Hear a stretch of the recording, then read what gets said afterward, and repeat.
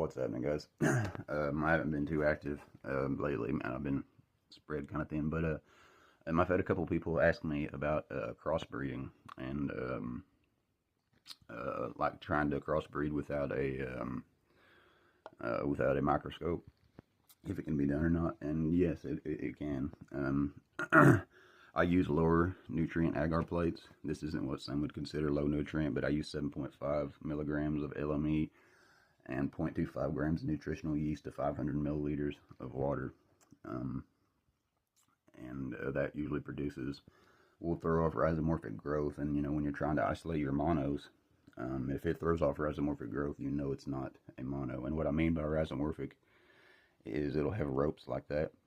And there's different forms of rhizomorphic growth. You can see there's ropes in there where these monos. This was a mono. That's not a wedge that had been taken out back there. It was monos that had grown into each other and become dikaryotic. But yeah, these are, the more obvious, dikaryotic cultures. That's the obvious ropes. And you got, smaller offshoots, like this is a LC test. And lots of different types of rhizomorphic growth. And then there's a tomentose growth. Like this is rhizomorphic as well. It doesn't look as ropey, but it's dikaryotic. And what I mean by tomentose is this right here.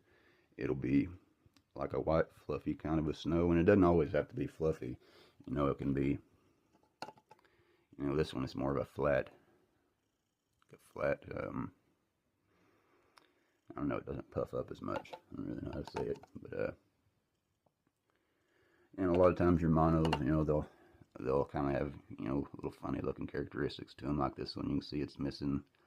Looks like a lot of times it'll look like a wedge had been, you've taken a subculture from it or a transfer. But yeah, this is a kind of different looking type of a mono. They'll have blotches missing out of them sometimes, and they kind of look crazy like that. Or they'll be, more fluffy, like I was talking about, kind of snow looking. This is an older one that I need to take a subculture from.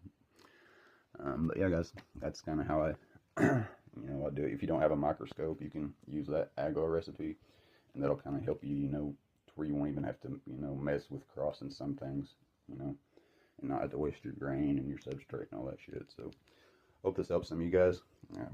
Yeah. Sorry I haven't been able to be active as I would like. I will be more available soon. I've just been